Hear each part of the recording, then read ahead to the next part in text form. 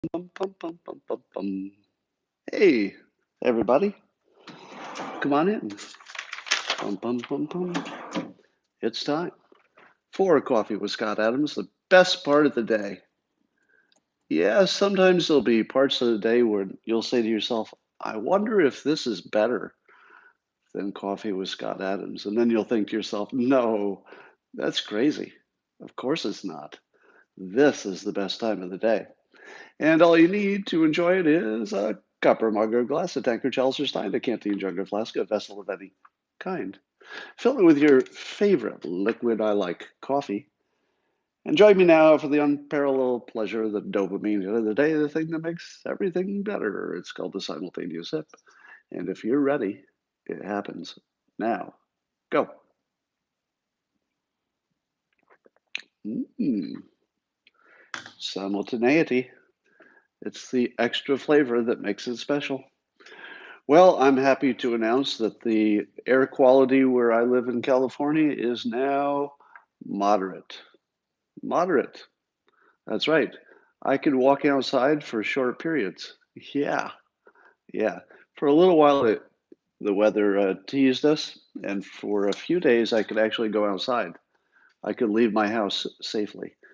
Not so much today, but I'm looking forward to tomorrow. Maybe tomorrow will be better. So, how's everybody feeling about the country? How are you feeling about politics? How are you feeling about your personal situation? How about that coronavirus? How are you feeling about that?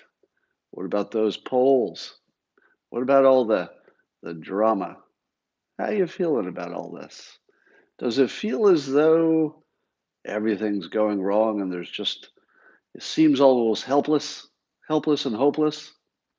Well, that, my friends, is the third act. Yeah, you are right in the middle of the third act.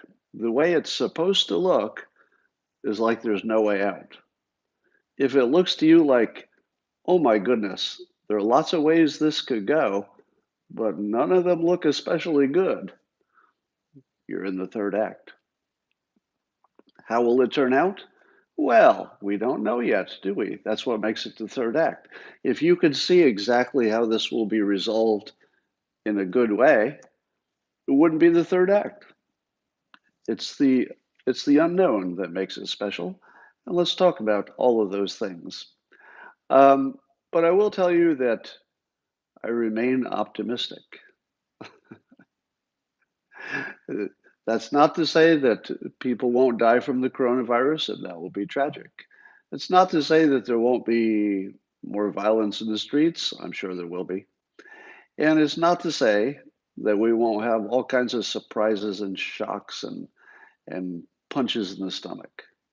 But you know what? We're ready. We're ready for all of that. We are so ready. This country and indeed the world, we will get through this. And we will get through it better. We'll be smarter. We'll be stronger. Those of us who make it through, which will be most of us. One of the most fun stories that's happening is the Conway family.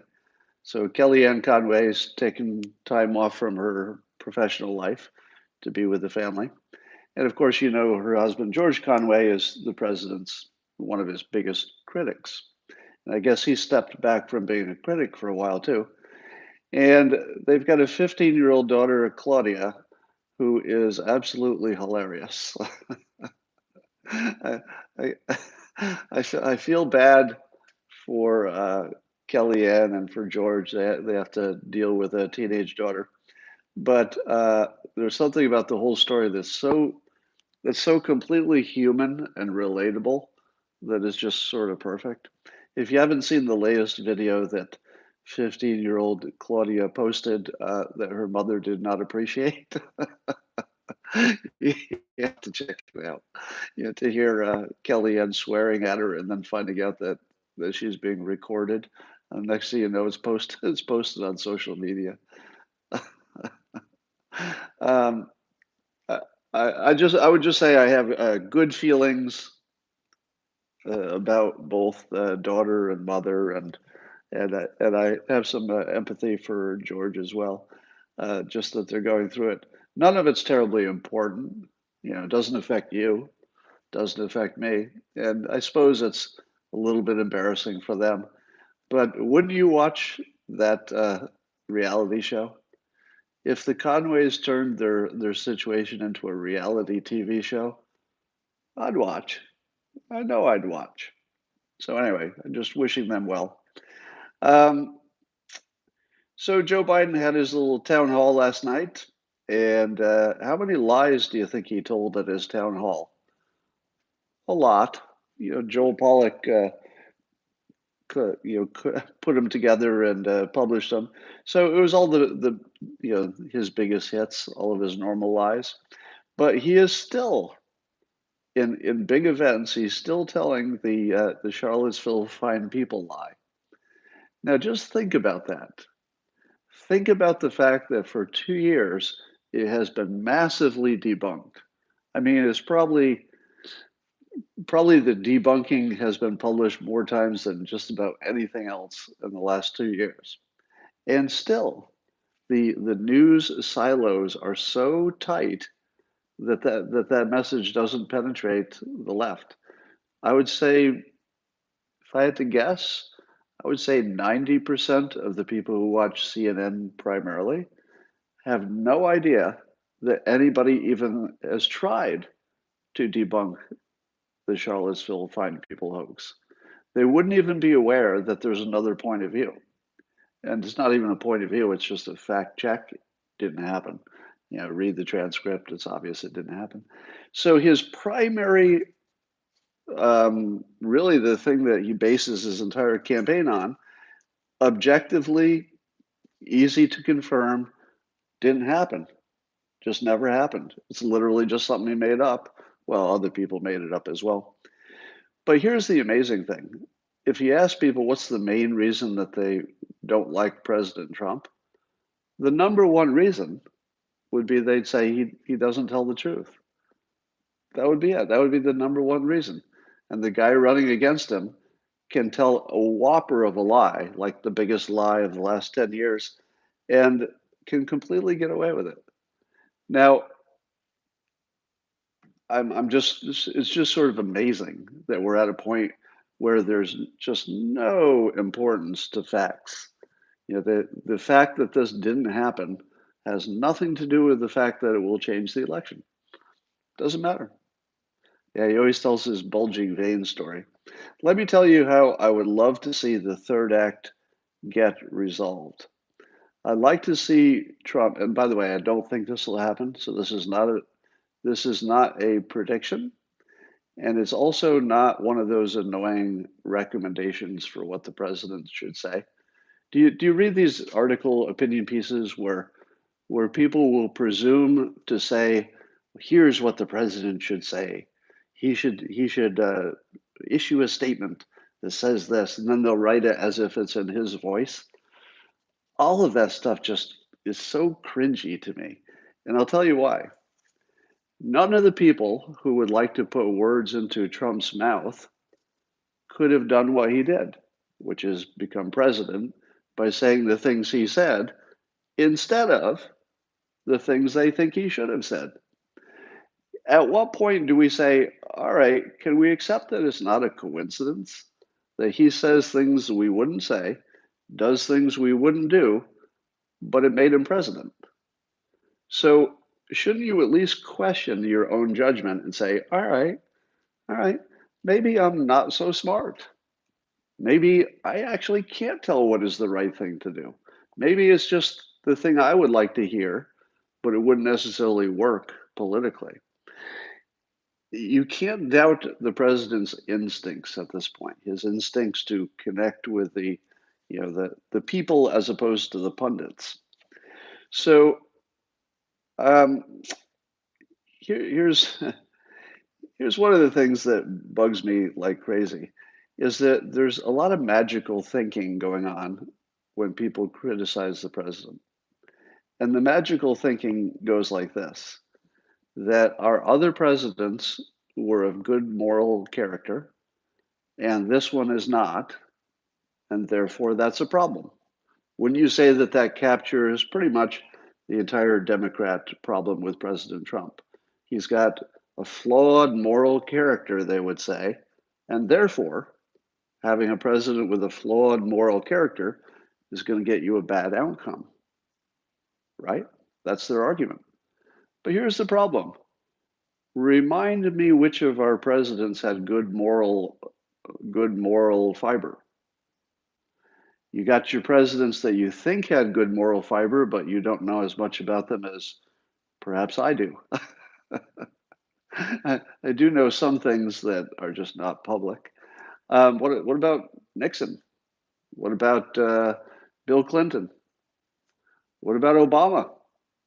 Everything he did was honest, never told a lie, never did anything a little fishy. What about Obama possibly being behind overthrowing the next administration and spying on the Trump campaign?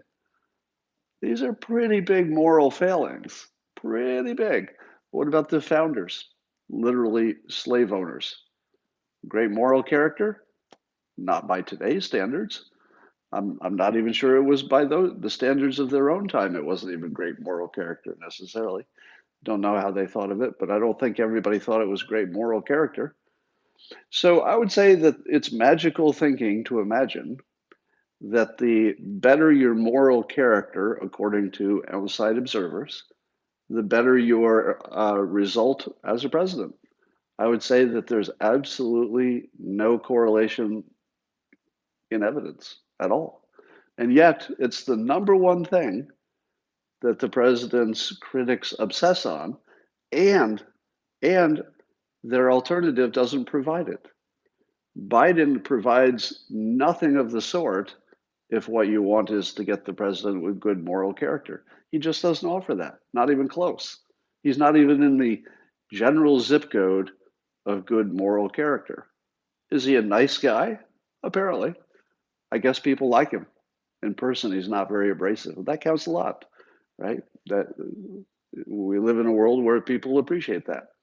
But does he lie like crazy? Does he have some potential, Ukraine issues? Yeah. Was he maybe a little too involved with Obama in spying on the Trump campaign? Probably. Has he ever told gigantic lies that are the type that would tear the country apart? Yes, the Fine People hoax. So it's deep magical thinking that Biden has good moral quality, or that you need it, that it's somehow important. It's a variable that matters. You may have noticed that. Oh, here's something interesting. In 2016, I was sort of a novelty as a pundit on politics because I wasn't known for talking about this stuff. And I got invited on a lot of left leaning platforms. Now, some of it was because I was promoting a book, so it's easier to get invited places if you have a book. But I was invited on Morning Joe. I've been on CNN several times in the past. I've been on, Sam Harris had me on to, I'm not sure what you would call him politically, but he had me on. I was on Bill Maher's show, Real Time. How many of those shows, left-leaning platforms, have invited me on this time?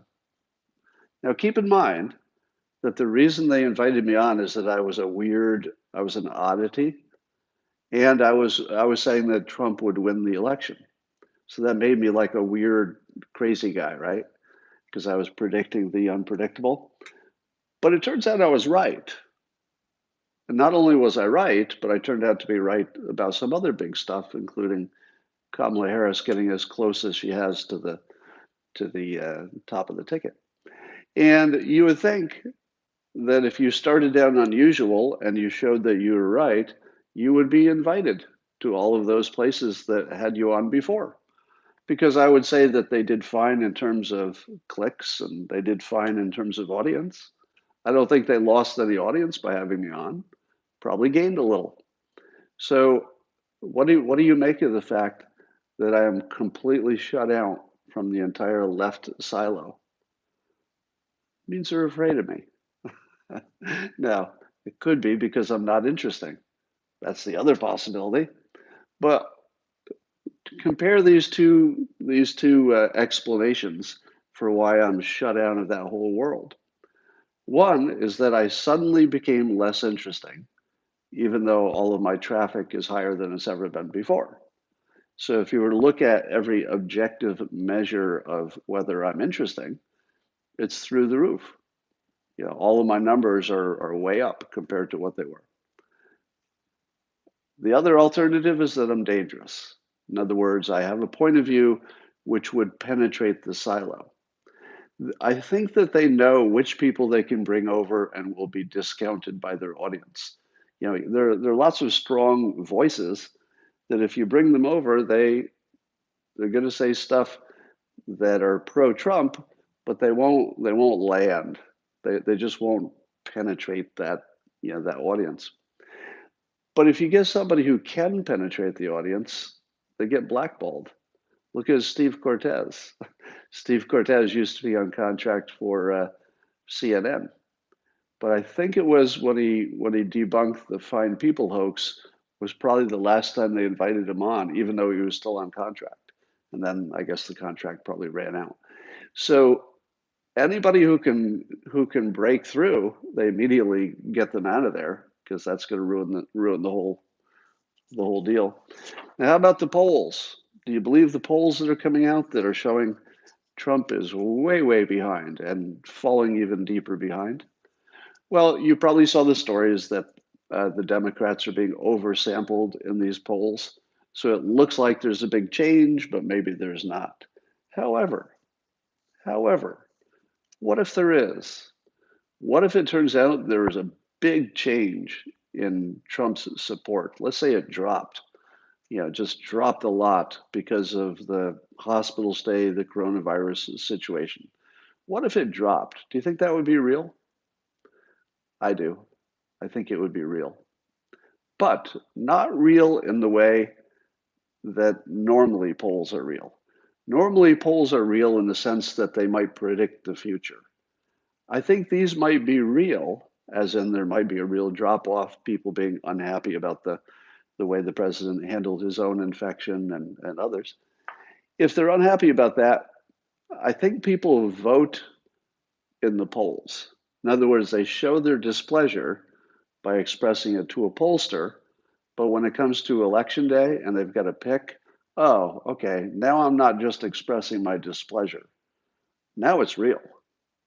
So I think that people who might end up voting for the president could be expressing their displeasure about whatever's happening this week by giving him, a bad poll result and say, yeah, I'm just going to vote for Biden, or I'm not going to vote, or I'm going to vote for Kanye or something.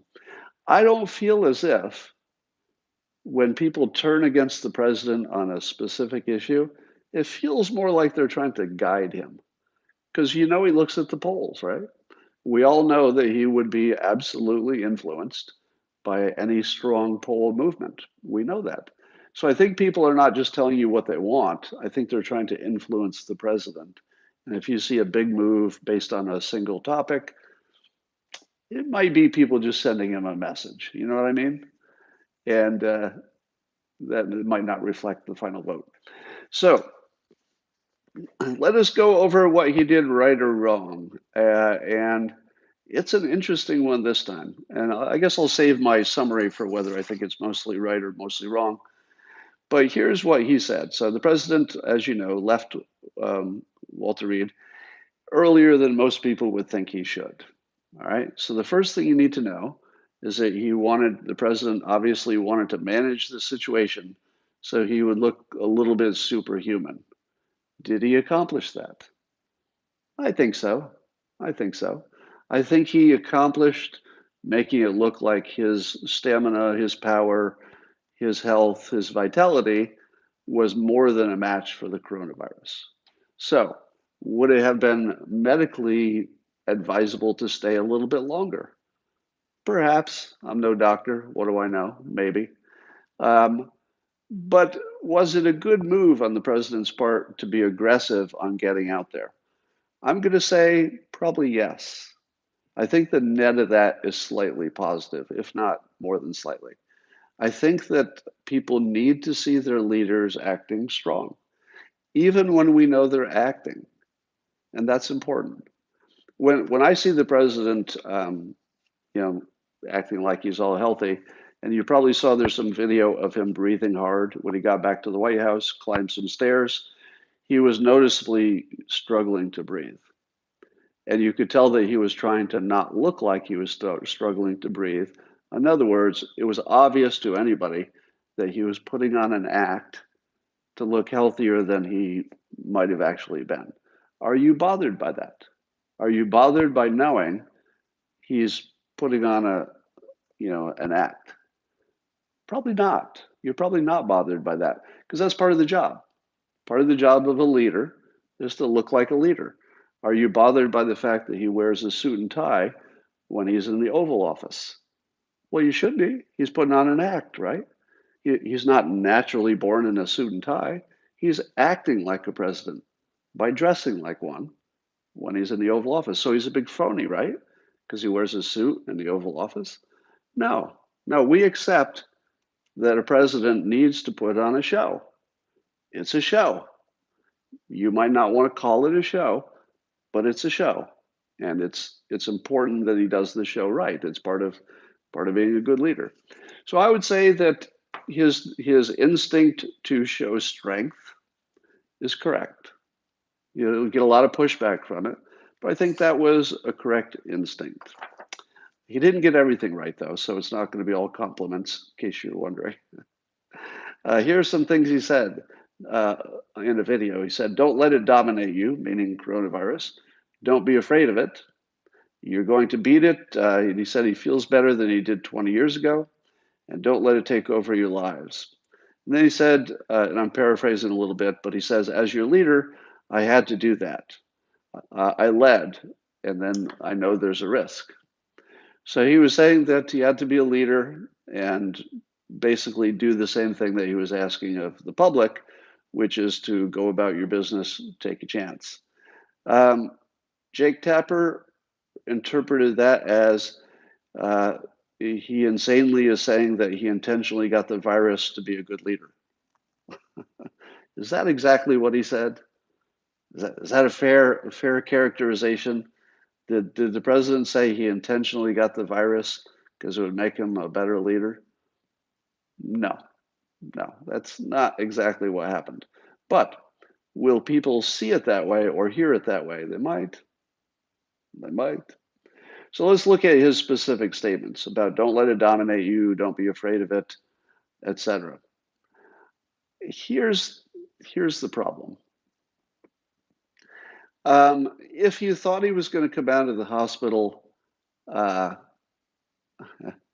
if you thought he was going to come out of the hospital with humility, as in, wow, now that I've had the coronavirus, I'm a changed person. Well, you probably haven't met Trump.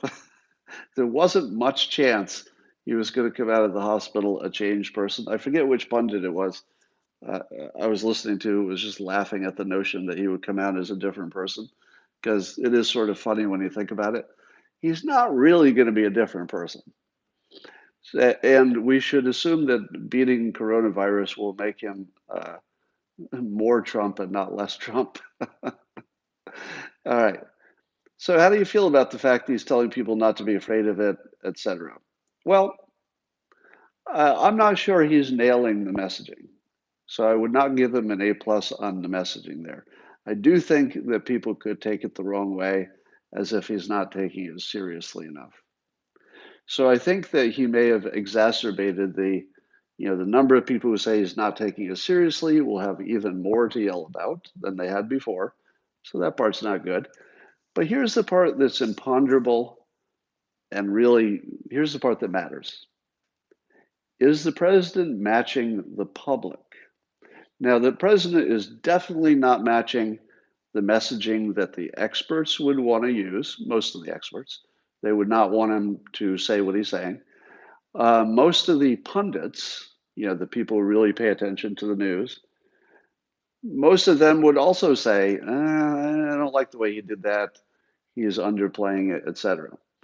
But if you added together all of the experts and all of the pundits, It would be this little sliver of the total population. Tiny, tiny, tiny sliver of the population. Do they matter? Well, they matter in terms of influencing other people's opinions. But what about the public in general? Is the public in general, and let's say Republicans in particular, are they closer to Trump's point of view, or are they closer to the pundits' point of view? I don't know exactly, but my sense of it is, my instinct is that the public is right there with him.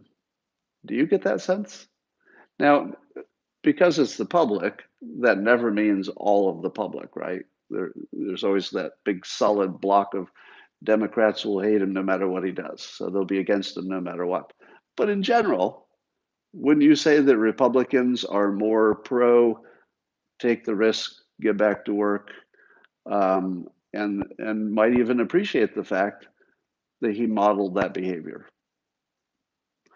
I've got a feeling that there are far more people who are a little bit silent who are on his side about being a little more aggressive and going back to work and opening things up. I just don't know you're seeing that point of view.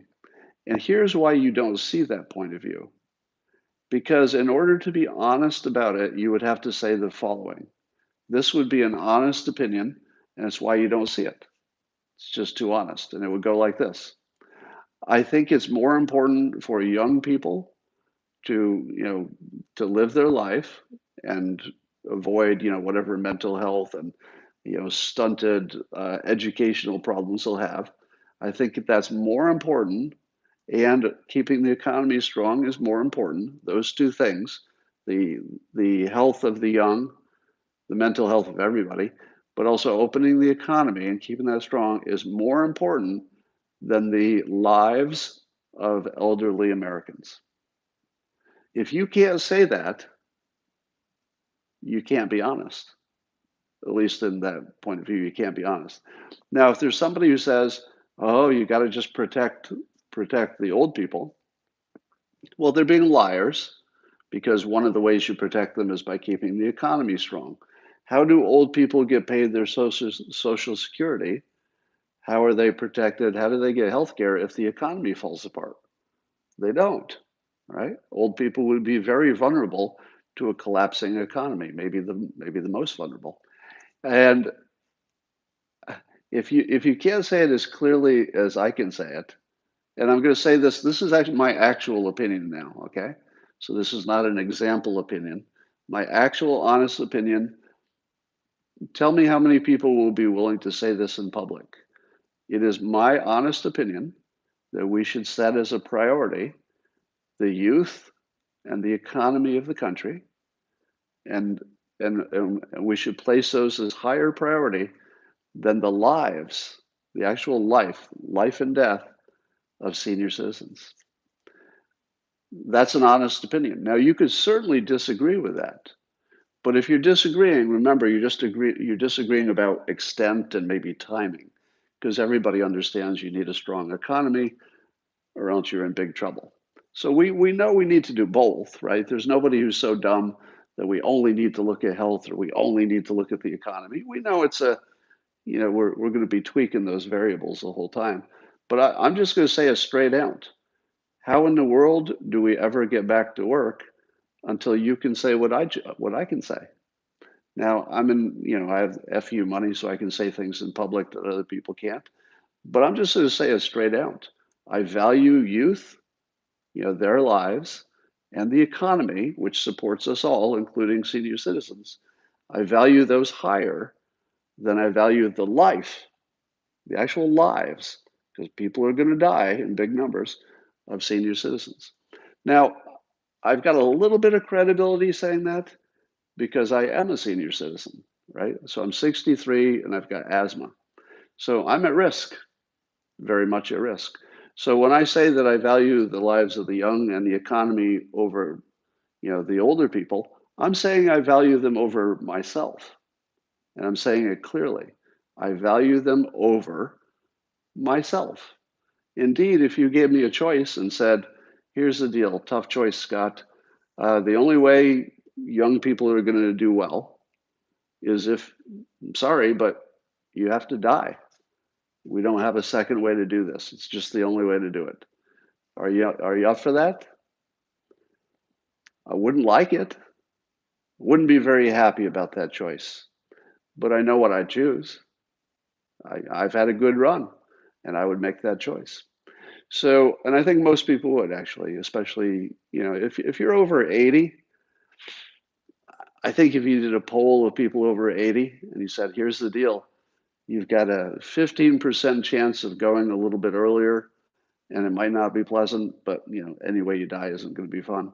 So what do? I think 80-year-olds would be on the same page. So my take on Trump is that the pundits will rip him apart, the experts will rip him apart, and they'll all do that thing where they don't have to talk about trade-offs. They'll just talk about health as if the economy isn't even part of the question. So I feel like the president's in better shape than the pundits realize, because I think he's just way closer to the public on this. That's my take. So here are the things which he perhaps did not do in a spectacular way.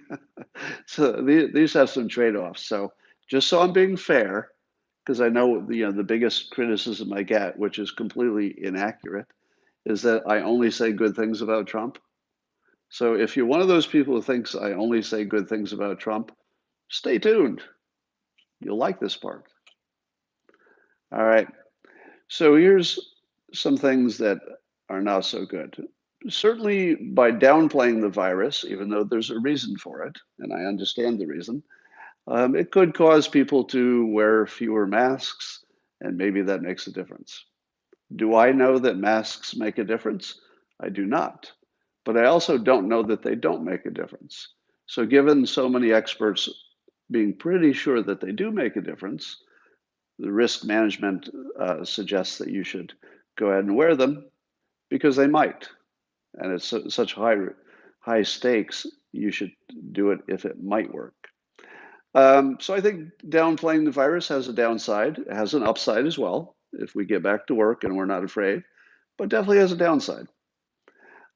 He did go out again and say that the coronavirus, he was comparing it to regular flu again. Is it good for the president to compare coronavirus to regular flu? It is terrible. It's terrible. Probably one of the worst things you could do, because it's the one thing that guarantees all of the experts and all of the pundits will climb on top of you, and there's just no reason for it.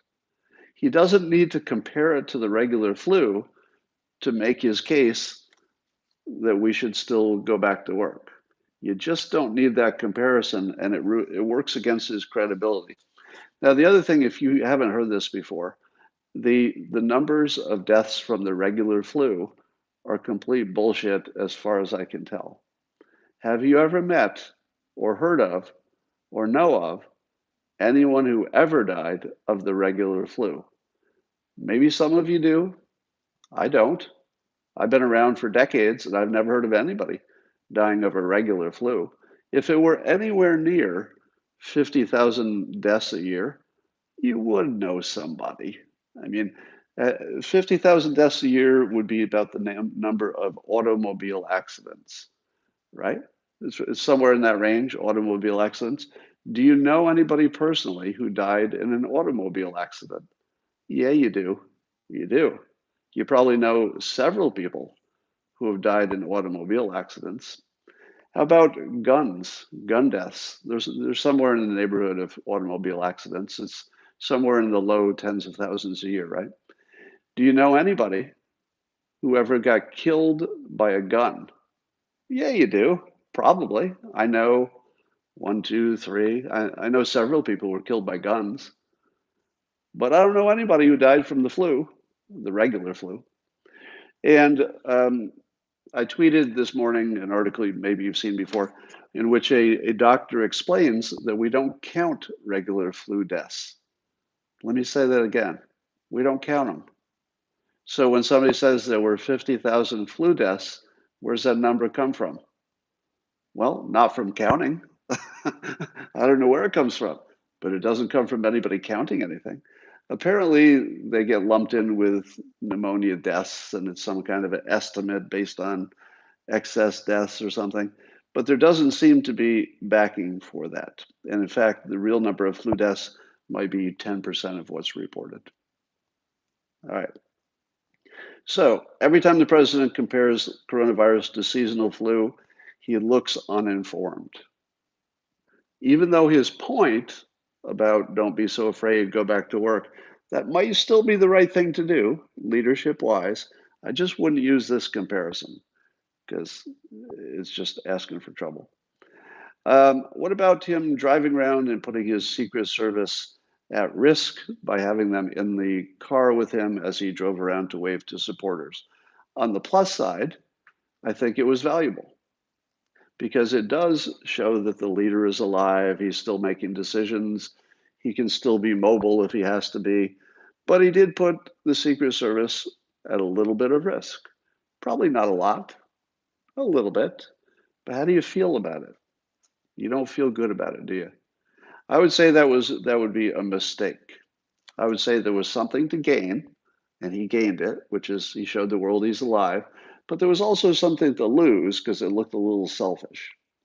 So I think that was a net negative. It wasn't a complete negative because there was something gained and it was real and it's what he wanted to gain. But I'm going to judge that one a slight negative. All right. Then what about the question of going home too soon? Or is it too soon? I would say that's a slight negative, again, because people are going to criticize him for going home too soon. They might criticize him for exposing more people by going back too soon, but we assume that they'll have at least good measures to keep him socially distanced.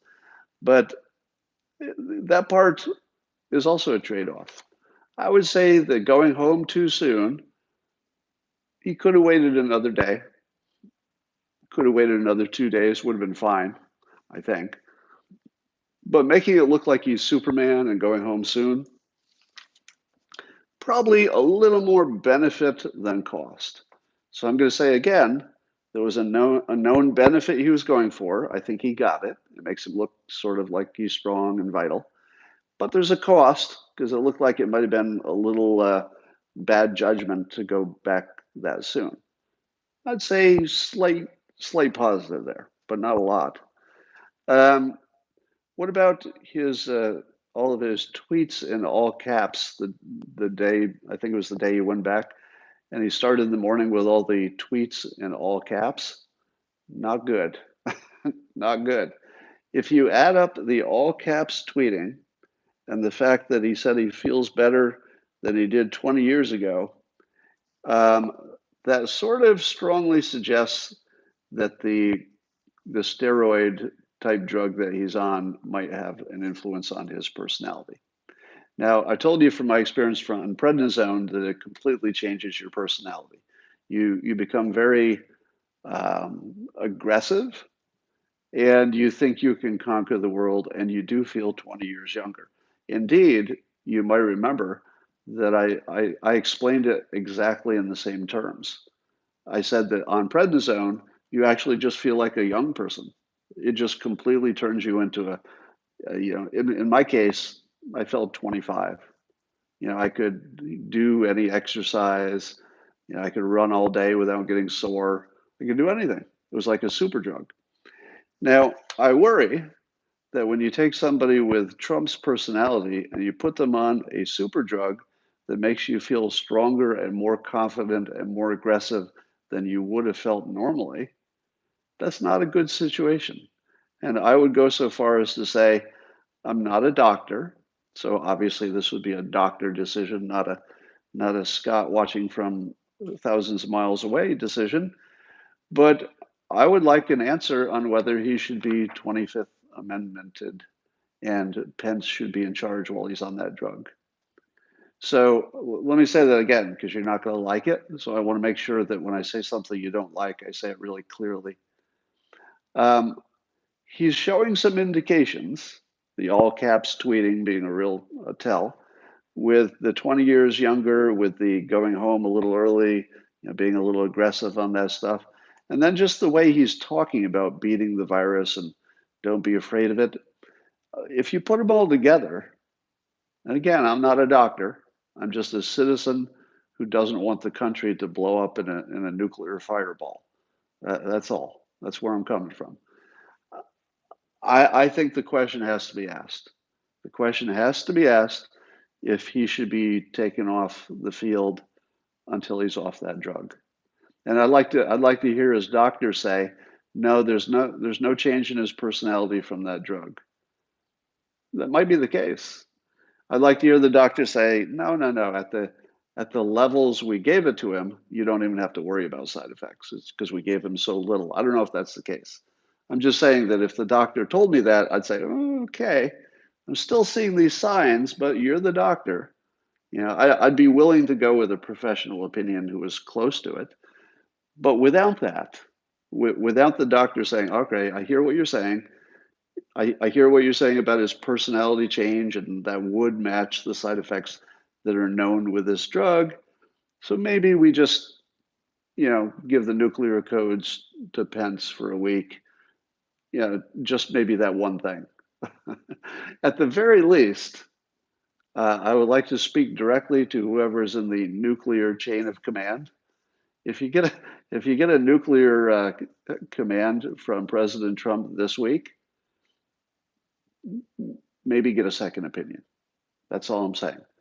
If the word comes down to launch the nuclear arsenal this week, first thing you should do is call Pence. The first thing you should do is not launch. First thing, call Mike Pence. Get a second opinion. That's what I'd do. And I'm completely serious about this, by the way. And it's based on my own recent experience with prednisone. It's a different drug, but I think some similarities. Reporters are mad because I guess the White House put them at risk. And also, there are reports that the White House in general, the staff was not taking seriously the social distancing, did not take seriously the mask wearing, and got exactly the predicted outcome, a bunch of infections, which would also have an effect on the reporters.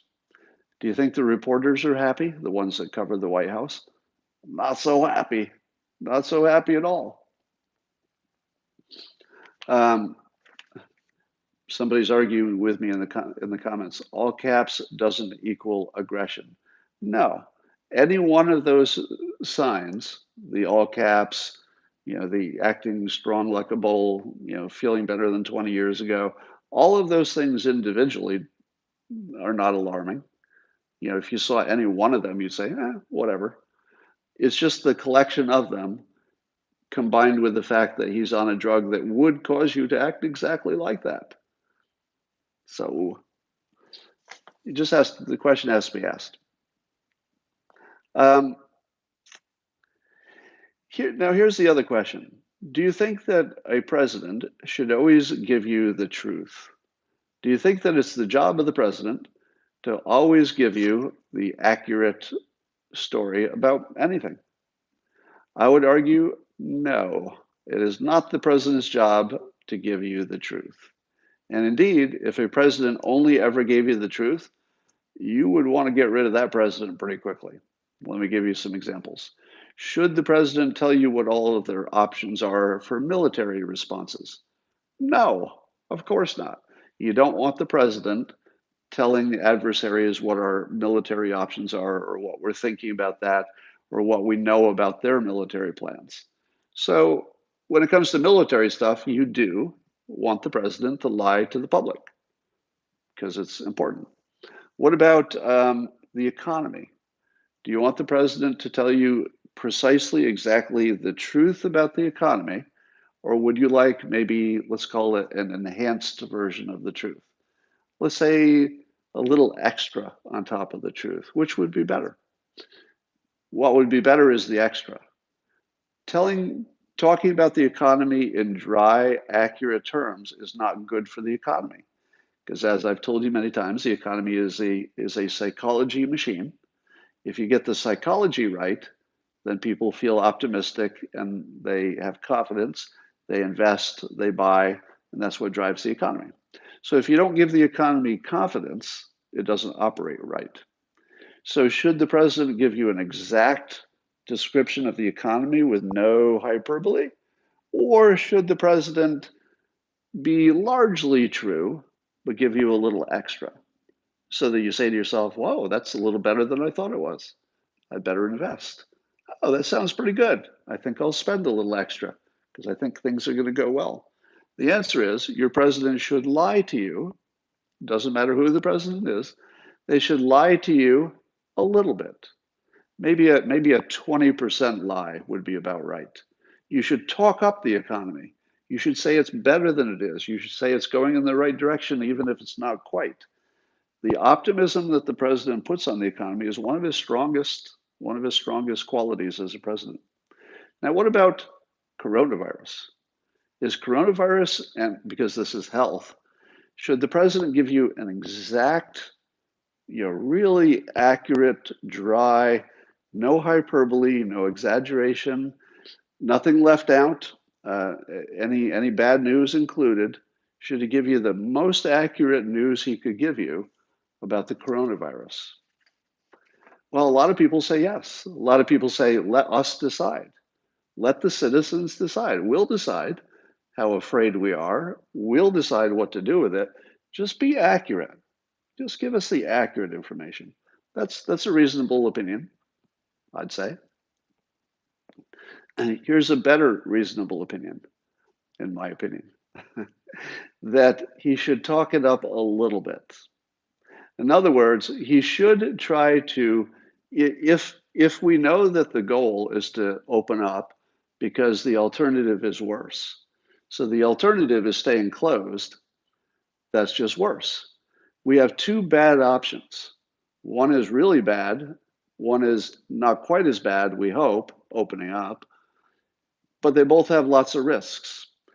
Under those conditions, what do you want your leader to tell the country? If you know that what's good for the country is they take on some risk, what is the best way to treat that? Probably something pretty close to the way he's doing it, which is he's underplaying the risk because he wants you to go back to work. Now, is anybody unaware? Is there any citizen of the United States who doesn't know they could die from the coronavirus? Nope. There's not one person in the United States, not a single person, who doesn't understand that they personally could die from the coronavirus. They also know that experts have these recommendations about what to do and what not to do. People are pretty well informed. So when the president gives you a little dose of, let's say, 20% extra enhanced, let's say, messaging, because I don't want to say that it's wrong or it's a lie, because it's not the president's job to give you accuracy. It's the president's job to lead. And sometimes the leader needs to paint a picture of where you're heading, and it's a little bit rosier than maybe accuracy would suggest. If you had a military leader, you need them to say, we're going to win this fight, go into battle. You don't want them dwelling on the casualties that are coming. You don't want your general to say, man, there are going to be a lot of people dead in this battle. 2 out of 3 of you are going to be dead, but go out there and do it anyway. That's not very motivating. It's good that people know the risks, but I think they do, from the experts, from the pundits, from the news. And I don't think it's wrong for the president to put the better spin on it. That's probably the right instinct. Was it Maureen Dowd said in a tweet, when Trump walked through the doors, Walter Reed had a stellar reputation. As he walks out 72 hours later, its reputation is in tatters. There's nothing Trump can't ruin. Well, there's nothing he doesn't change, that's for sure. And I have to admit, I would agree with her that Walter Reed was diminished by this experience. The doctor who came out and lied about giving Trump oxygen, now he didn't technically lie, right? He weasel worded it so he didn't have to answer the question the first day. Then later he kind of admitted that he lied, but he didn't say he lied. As soon as that happened, as soon as I saw that Dr. Conley, was it, weasel word it, it's like, has the president received oxygen? He's not on oxygen now. Okay, that's not what we asked. Has the president ever been on oxygen for the coronavirus? Going forward, he is not going to be on oxygen. Okay, sounds like you're lying to us. We'll try it again. Has the president ever in the past been on oxygen? Well, he's not on oxygen now. Really? Now, you might say to yourself, okay, somebody got to the doctor and said, okay, doctor, don't mention this initial oxygen because he's not on it now, so it's not that important. You want to manage what the public thinks. And somehow they got this poor doctor to lie in public. I'm not happy about that, right? But I also think it was his own damn fault. Did anybody twist the doctor's arm to make him lie? Probably. Probably. Don't you think there was a little arm twisting going on behind the scenes? Doctor, whatever you do, don't mention that oxygen that I got on day one. It'd mean a lot to me. Now, a doctor doesn't want to get fired, right? The doctor doesn't want to get fired by the president because handling the president is a big honor. It's like a feather in your cap. You don't want to get fired from that. And the president would fire you. He would. The doctor would fire a president in a heartbeat if he wasn't getting what he wanted. So was the doctor directly or by implication or even by reputation, since Trump is a firer, was he coerced into lying? Probably, probably. But whose fault is it? Still the doctor. Nobody moved his lips. All right, he had a choice. And I think that the reputation of Walter Reed definitely took a hit because of that first lie. After that, you don't believe anything after the first one. Let's see what else we got going on here. Here's a better way that I would frame the president's leadership. As you saw from the Jake Tapper comment, which was, you knew that he was vulnerable to this comment, that the president was vulnerable. The comment being that the president blundered into getting the coronavirus, and now he is trying to act as though it was part of his leadership to get the virus and show that he could live through it or something. And of course, that's a very mockable position. All right. Somebody's saying that the HIPAA laws are why the doctor couldn't answer that question. That's not good enough. I know what you're saying, but that's not good enough because the doctor obviously could have gotten permission to say anything he wanted, or he could have said, I'm just not talking about that first day. He didn't have to lie. That was a choice. So here's a better framing. Instead of saying that he got it so that, I don't know, as part of good leadership, I would say it this way, that the country values freedom over absolute safety, right? The country values freedom over absolute safety. And that's a really strong frame because you say that and people, as soon as you hear that, you might want to argue with it and you say, yes, but. Okay, well, that's just true. The country values freedom over absolute safety. And that what the president was doing was modeling exactly that.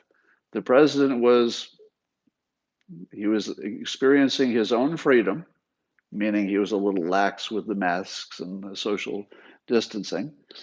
And that freedom had a price. He paid the price, right? And he's asking other people to similarly to value freedom first. That's going to get you your economic success. It's going to get you some, benefits that way. But value freedom and the economic goodness that comes with it. Just know it's not free. If the president said to the public, we're going to take our freedom back and it's going to be expensive, how do you feel about that? Not bad, right? We're going to take our freedom back from the coronavirus a little bit at a time. We're going to be smart about it. We're going to listen to the experts, but we're going to take our freedom back. We're going to do it the right way, but we're going to take our freedom back. And some people are not going to make it. Some people are not going to make it. If you say that, some of you won't make it. We're going to take our freedom back. Be smart, be strong, be brave, but just know we're not all going to make it. How do you feel about that message? It works, right? Because it suddenly puts the entire 200,000 people who died into a different frame. If what we were trying to do is save every person, that's pretty bad performance. But we weren't. There was never a point where we said to ourselves, let's save everybody. Never said that. There was a point where we were always consciously saying, really every point, we're going to trade freedom for safety, and then we're going to tweak it as we go, because we don't know if we gave up too much freedom, didn't get enough safety. We're going to have to keep tweaking this thing. But it's a freedom versus safety. If you make it economics versus health, you've already lost, right? The moment you say, all right, the frame is economics, money, money, you capitalist, greedy pigs, you fascist, money, economics, versus you're going to let grandma die? Are you serious? Grandma's going to die for your fascist, economic, selfish money. So that's a terrible frame, economics versus health. Freedom versus risk, totally different. We're all designed to understand freedom versus risk. You make that decision every time you get in a car. Every time you get in your car, you're not making an economics versus health decision, are you? You're making a freedom versus risk. It ends up being similar, but sounds better that way. So that's the way I'd go. And that is what I wanted to talk about today. So I'm going to sign off from Periscope. You YouTube people, I'll be here for another minute. So I'll talk to you later. All right, YouTubers, it's just us now. Yes, Franklin said, those who love safety over freedom will have neither.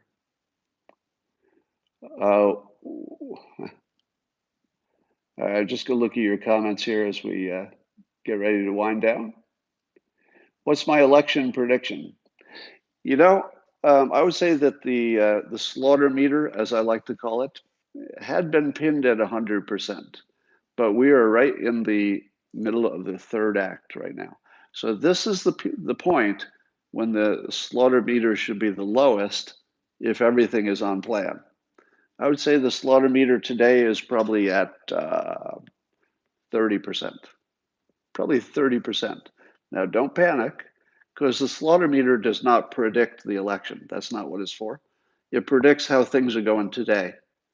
So every day is different. Today it could be 200% on the slaughter meter very easily. Just any event happens. So keep it in mind. I would say that this should be the lowest point for the slaughter meter, and that you should see some big changes. Now, if the president takes the framing that I suggested of freedom versus risk,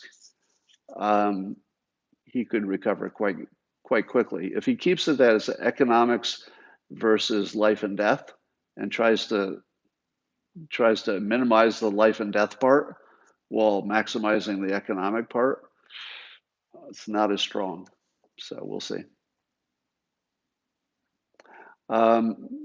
Yeah, the whole story about the extra documents that Gina Haskell has over at the CIA, and there's some reported, I don't believe it, but there's some reports that Gina Haskell might be trying to slow walk the release of some documents because she could personally be embarrassed in some way. Maybe, maybe. But I'll tell you one thing: if Trump does not win re-election, all of that, all of the plotters behind the Russia collusion hoax, they'll all go free. If Trump doesn't win, all of that will just go away. John Brennan will be completely off the hook. So there's a lot at stake. Uh, all right, just looking at your comments now. Somebody says if Trump doesn't win, enjoy civil war. Here's what I think. I think that there's basically no chance of a civil war. There's a 100% chance that there'll be violence in the streets if Trump wins, but it's not going to be the kind of violence that is a whole different standard than what we've seen for the last several months.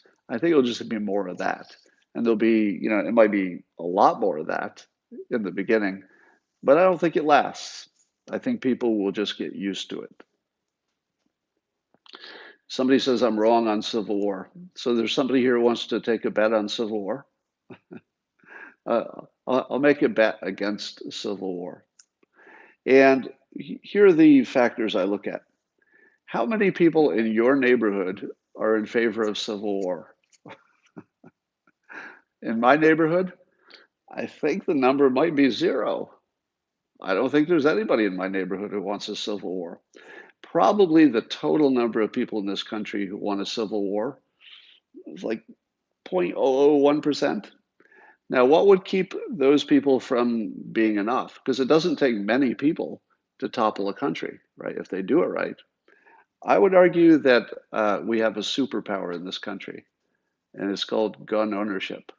Have you noticed that all of the protests, they're staying within a certain level of violence, meaning that it's mostly, clubs and umbrellas and, pepper spray and bottles of water and stuff. The reason it doesn't escalate to actual guns is that they're outgunned. The minute that the protesters went to the next level, where they started shooting at every event, well, it would get closed down. So the government would close it down if it became guns. If the government didn't close it down, and it started spreading into the suburbs, and there was real gunfire every time, the armed Americans would just snuff them out in about a weekend. There are so many guns in this country. I don't know if a civil war could happen unless you actually had something like 30% of the country wanted to do it. You don't get a civil war. Well, let me summarize. The situation in which you will not have a civil war is if the only people who want it are 0.0001% of the public, and the and is important, and we are armed to the teeth in every household. Because it's armed to the teeth that makes it impossible for the small numbers to become, bigger and to take over. A small number could bully people. You just bully them if they didn't have guns. If you could just go to somebody's house, push in their door, and bully them into doing whatever you wanted, you probably could have a pretty big revolution with a very small number of people who are revolutionaries. But when they're armed, the only way you're going to take over the suburbs is with more power. And you don't have more power because the suburbs are just bristling with weapons. So I'm not worried at all about a revolution. We will work it out. That's the good news. And I'll talk to you tomorrow.